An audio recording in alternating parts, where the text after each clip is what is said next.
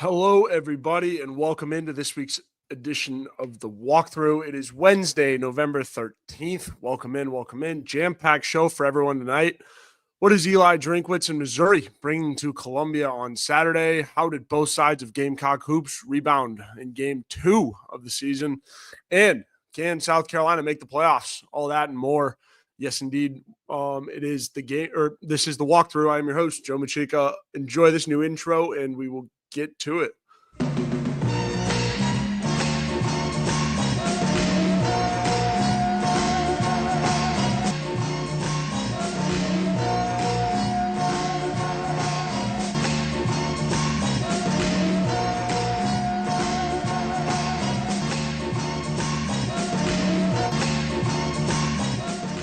Ladies and gentlemen, it's time for this week's episode of The Walkthrough, presented by the Chief Sports Network. And now, here's your host, Joe Macheca.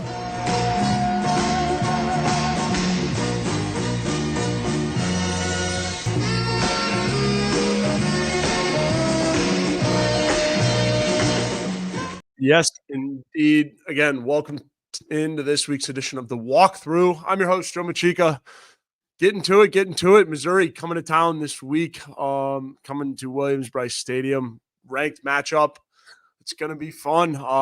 South Carolina does not like Missouri. DC checking in. Let's finish off Dorkowitz. Certainly with it. The professor, Eli Drinkwitz, bringing his Missouri Tigers to town. Obviously, there's a big hate inside the building, with just everything that Missouri has done these last couple of years to this program. You've lost to them as a program these last 5 years. Shane's lost to them the last 3. So, very, very big game coming up this weekend. You're playing for a trophy, the Bonham Trophy, one of the more slept on. I don't even know if half the fan base even knows about it, but Bonham Trophy coming back to town. Chance to win that one, trophy game again. So always motivation there. EXO, Nick Terrios checking in. How are you guys tonight? Love everyone tuning in. Just talking Mizzou. Again, it's a team that Shane Beamer in South Carolina has to beat. You got to win out if you want the chance to make the college football playoff. And there's still a chance somehow out there. Obviously you need some losses, and I'll get into kind of just a little bit of playoff talk too. But you got to win out, to say the least. And it starts with Missouri. It's the ghost that's been haunting you, plain and simple. And, I think, Shane Beamer talked a lot about it in his presser, and I'm going to get to it here in a second. But again, you got to win this game. It's so big, to be able to, win this one in front of your home fans and just taking care of business, right? This Missouri team has some bad losses, and one to Texas A&M. Not great. And EXO making a good point here. A good bowl would be nice. Absolutely a good bowl would be nice. Even if you don't, make it to the college football playoff, if you win out, and the fact that, you're still in contention, that's still a massive win for this program. And again, steps in the right direction and only gives you, somewhere to shoot a little bit higher than going into the next season. So yeah, absolutely. But again, this Missouri team is no joke. They've played South Carolina really well these last couple of weeks, or these last couple of years, excuse me. These Eli Drinkwitz teams are physical and really, really talented. You look at the quarterback situation.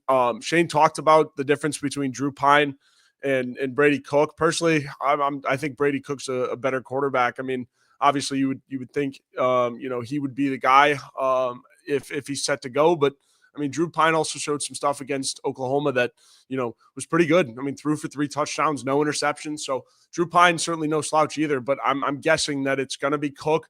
And if it is Cook, the South Carolina defense has to be ready. I mean, Cook's a little bit more dynamic with the arm, but again, Pine was able to show it. But I don't know. I think Cook knows how to get the ball in the best player's hands, right? You look at the 3 wide receivers, Weiss, Burden, and then I can't remember that third guy's name. But yeah, they've got dynamic wide receivers. I don't want to butcher it either.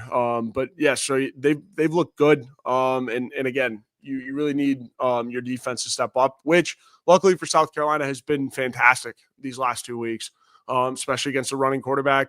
EXO saying I still can't believe Drew Pine is now at Mizzou. Yeah, I know. Started at Notre Dame up there with the Irish, my hometown Irish, for sure. But Nick Terrio says Drink seems to always have us circled on the schedule. Mizzou always plays us hard. Yeah, no kidding. Drinkwitz, again, like beating South Carolina is something Drink has made sure to do to make sure that, Missouri is theoretically, on a different level than South Carolina, right? This is the team that, it's kind of the skeleton in the closet for Shane Beamer. It's the ghost that's been haunting you, right? Losing these last three, to Mizzou. So absolutely. Drink does a really, really good job of getting his players ready to play when they come to South Carolina. So big thing to watch for in that one. So Shane Beamer talked to the media on Tuesday. So I've got a couple clips to show you guys. First off, just Shane's initial synopsis of Missouri was pretty good. So let's take a listen to that, and I'll have some thoughts for you guys here. Let's see, Shane Beamer on Mizzou. Got to find it here. Oh, here we go. All right. So yeah, here's his thoughts on Missouri yesterday. But with playing Missouri over these last few years, has there been any consistent theme in these games against them, or is it just kind of a? I would say they've kicked our butts physically. Just to be completely frank, if you go back and look at sack totals, our ability to sack their quarterback and their ability to put pressure on our quarterback, you look at rushing yardage plus our ability to stop the run, we've been nowhere near good enough. And it's not just O-line, D-line, but we haven't been good enough on both sides of the ball to do the things that we need to do to win the football games. You guys have heard me talk about what we call our plan to win, the 6 things that we have to do every single Saturday in order to win football games. So if you take those 6 things and multiply them by 3, that's 18 things over the last 3 years. And I went back and looked yesterday. We've lost 15 of those in our 3 games against Missouri. So the only things that we've done well to win football games is one year we outscored them in the 4th quarter, but it was because we were behind. One year we had less penalties than they did.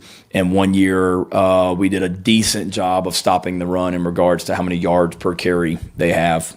So we've just got to perform better. We haven't done a good enough job, and give Missouri credit for that. They've been better, and a lot of that has been our inability offensively to run the football against these guys. Yeah, absolutely. Who thought we were going to get a little bit of math lesson there from Coach Beamer on a Tuesday afternoon? But I firmly agree with all that. I mean, they have to run the football better, plain and simple. And luckily now you have Oscar Attaway and you have Rocket Sanders both playing tremendously well. Great options in your backfield, and your run game looks revitalized, looks different, looks better, more efficient. I've been really impressed with the run game so far this season. Obviously you got out of the gates a little slow, but to this point in the season, it would be safe to say that the run game has come along fully. With the games that Rocket's been putting together, and then Oscar Attaway again with the nice touch out of the backfield. And in support, it's been, a good, consolidated effort from this running back room, and also give hat tip to the offensive line there too. The forgotten 5 up front, don't get a whole lot of credit for the success in the run game. And, it's one of those things where, they've done a tremendous job these last couple of weeks. And even the runs that don't necessarily break, it doesn't necessarily hurt the confidence, right? They know they can just get back into it if they fit right. And then also, too, the zone running's been good. Letting the running back find the hole has been key, right? These offensive linemen are smart enough to make a hole and then have the running back find it. When you have 2 experienced backs like Attaway and Sanders, they're going to find the hole and break for it. And, McDowell's looked good, too. Shout out to that running back room for stepping up here as well. But Carolina Titan with a little bit of optimism. It's definitely a trap game. It's the exact same scenario from last year. Got ranked, then got embarrassed by Missouri. Yeah, no kidding. No kidding. I've got a clip here from Shane also that I'm going to get to as well, talking about just what he's telling his team, right? And everything within with all this outside noise and getting ranked. He brought up a good point. That's like when, last time we were ranked, we came out flat and we got complacent. The year before last. Yeah, exactly. They came out complacent and got embarrassed by Missouri. Yeah, and I believe that was a home game too. So yeah, not great. But again, got to get the job done against Mizzou. So now I brought up this quarterback situation, right? Brady Cook or Drew Pine. Now Shane talked about that. That was kind of the lead. I think Brady Cook is going to play. He's a better quarterback, more experience, a better competitor. Grew up in St. Louis. Again, just a dog. He's been there for the Drinkwitz, rise and everywhere that he's gotten this program. Brady Cook has been there, and at the center of it too. So I think Cook will be the guy. But again, we'll see. Here's Shane talking about just more so the quarterback situation, and then also scouting Missouri's quarterback or Missouri, what Missouri's going to bring essentially. And Drew Pine and everything. And I guess tomorrow with the availability reports when we'll find out maybe a little more about Brady Cook's status. Once you find out, will that change preparation in any kind of significant way? Not really. They do what they do, and it's line up, run outside zone with the running backs, and it's drop back and find ways to get the ball to Burden and Weiss. And no matter who the quarterback is back there, they're going to do that. Both quarterbacks can run. Pine had a quarterback run the other night. That was a huge play in the Oklahoma game for a first down. Brady Cook obviously is a really talented runner as well. So other than just, Cook being a little bit more experienced than Pine, that would be the only thing. But Pine is a guy that's been around football for a while too now, so this isn't his first rodeo. So no, it really doesn't change anything. For us, it's going to be, we got to figure out a way to slow down this outside zone scheme that they run very well, and figure out a way to keep number 3 and number 1 in check. Yeah, he's talking about those wide receivers, Theo Weiss, Luther Burden. I remember Carolina was trying to get Theo Weiss to come along with Spencer Rattler in the transfer portal. And, it's just one of those things. You didn't get him. Now you got to play against him, right? Stinks that he went up to Missouri, found a home and everything. But, yeah, Theo Weiss, Luther Burden. Luther Burden is dynamic. We know about him. Carolina fans know about him all too well.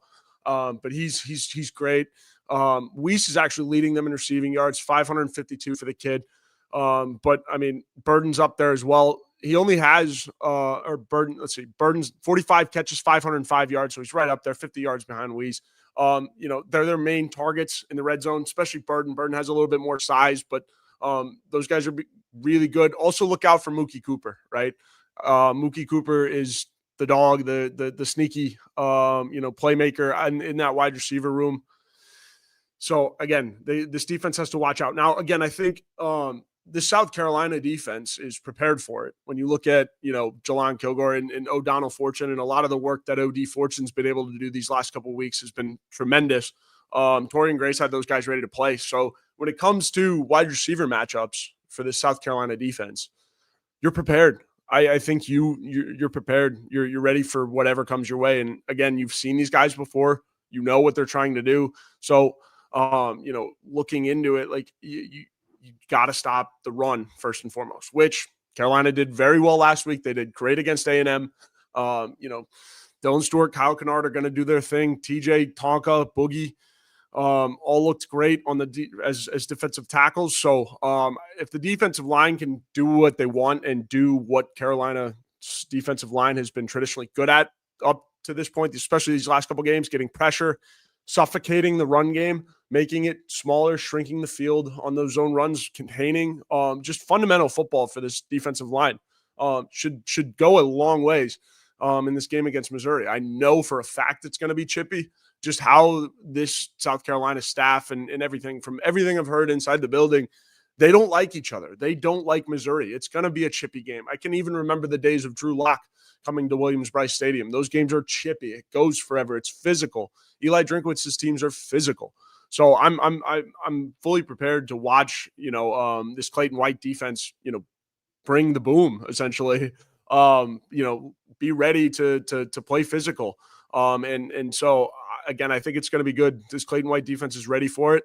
But drowning out the noise is one thing also, this ranking and this whole thing between, like South Carolina was the best unranked team in the country and all that. They still have football yet to play. And Shane was asked about kind of blocking out the noise and how they go about that. Gave a pretty good answer, but certainly brought up, the last time that they were ranked and then coming out against Missouri and not necessarily playing up to standard. So here's how Shane's going to go about coaching that, per se. It's easier said than done. Let's be real. The last time we got ranked, we didn't play worth a crap the next week, and I would hope that a lot of our guys remember that. And I'm not saying that it was because we sat around patting ourselves on the back because we were ranked, but we need to make sure that we focus on what's important, and what's important is preparing to play a really physical and good Missouri team. So we talked about it this morning. I mean, we weren't listening and being motivated by anything before, and we shouldn't be doing it now as well. Let's worry about what we can control. But I realize that we only have them for 4 hours a day in this building. So the other 20 hours, everybody on campus. So everybody on campus, please don't be patting them on the back and telling them how amazing they are right now. Please don't be talking about rankings and bowl games and everything else. Let's talk about Missouri.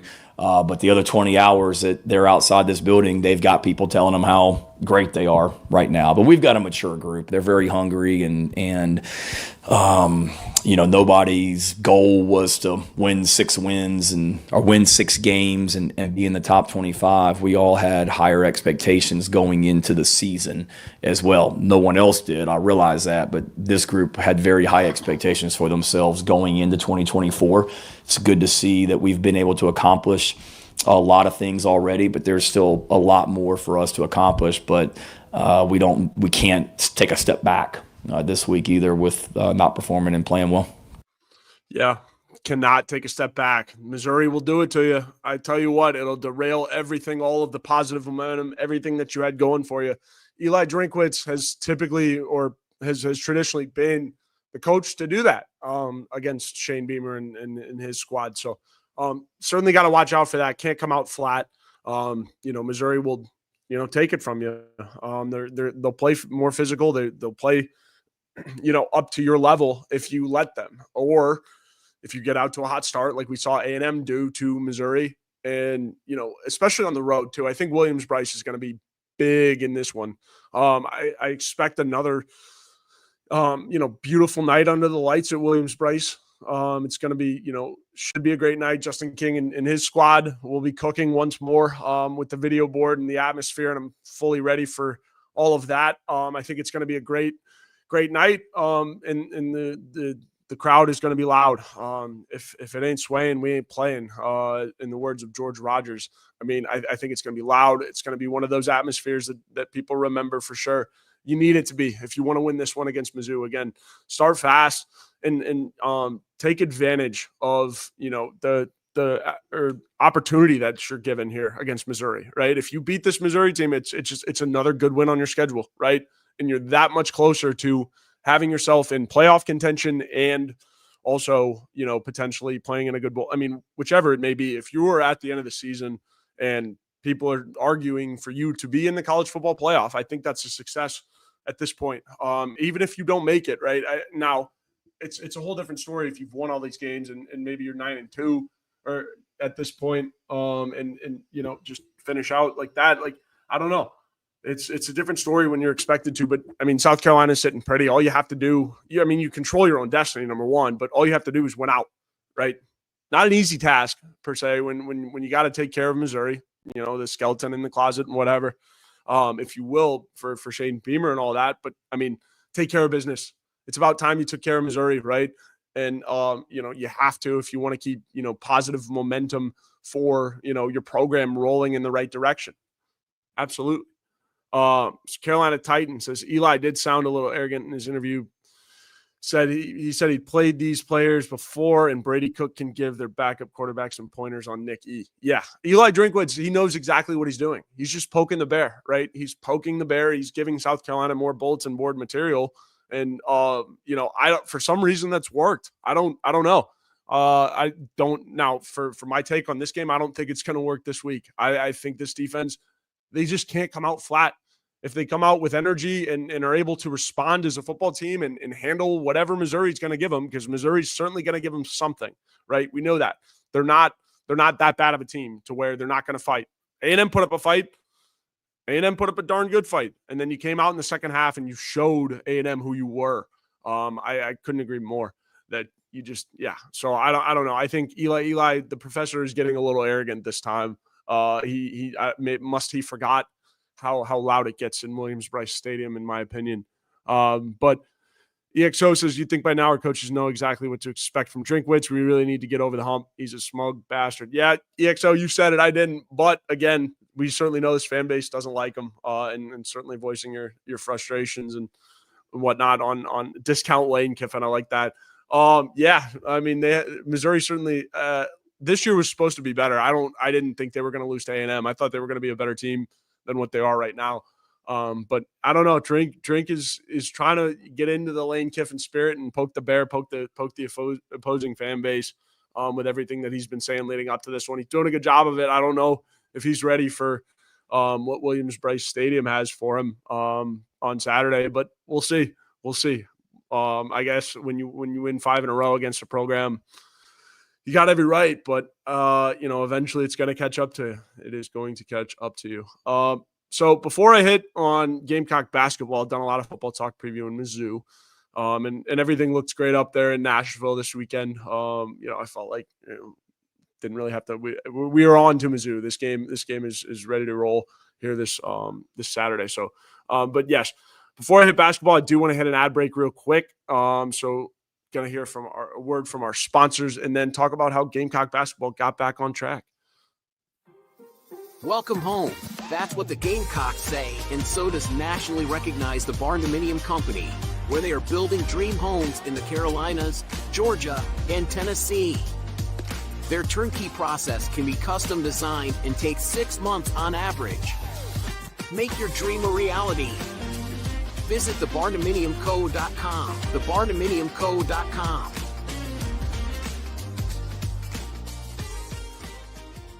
I said, oh, Lord Jesus, it's a fire. Ain't nobody got time for that. Disaster comes uninformed. During and after natural disasters or accidents, there can be a heavy loss to property. It can become extremely difficult to bounce back to what you knew before. Having your home or office destroyed or damaged by water, fire, smoke, or mold affects your personal and business lifestyle. Resto Pros of the Midlands is here to help. Open 24/7. Call them when you need them. 803-493-0170. Resto Pros of the Midlands. RestoProsMidlandsSC.com.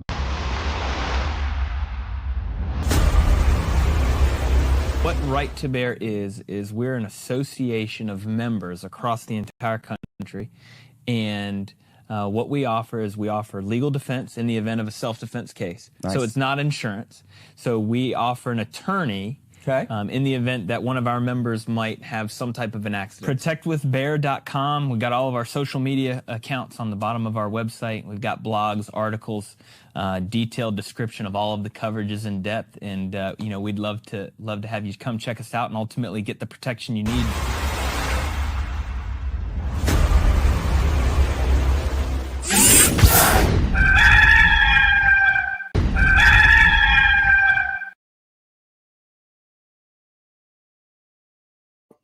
Absolutely. Thank you. And shout out to our sponsors, Protect with Bear and then the Barndominium Co. as well. Always showing love for them on this show. But again, Gamecock men's basketball getting back on track. Absolutely love that. CMB was himself this weekend, or this Tuesday, I guess. Huge win for this men's basketball team. Defeating 1,080-54. Back to business for Lamont and his squad, plain and simple. CMB finished with 27 and 9 rebounds. Huge stuff from the big man. 9 of 12 from the field, and then 9 of 10 from the free throw line. Got to make your free throws. Got to make your free throws. Free points, and only missing one of them for the big man is pretty good. Exactly what you need from CMB. And Nick Pringle, shout out to him, man, finishing with 15. Full buy-in from him in this one. Looks great. And then, last night you also got 16 from Jacoby Wright. Absolutely humongous. Huge win for Lamont. Again, there was doubts from the North Florida game. Squashed them all there. Squashed a lot of them. Everything is back on track for the Fighting Quarter Zips of Gamecock men's basketball. Got to have those quarter zips ready, though. You got to go up to Assembly Hall in Bloomington, Indiana, for a lovely November clash with IU, Mike Woodson and his squad. I think it'll be a big win because I think IU will get on track. But again, I mean, looking at it, you should win it. But, Woodson's, I mean, this IU program is really, really good. So it's going to be a tough game up there in Bloomington, but have the Q-Zips ready. I'm sure if, there will be a lot of that game when you're walking around tailgating on Saturday. But for those Gamecocks that are going up there, maybe seeing a cool basketball venue in Assembly Hall, shout out to you.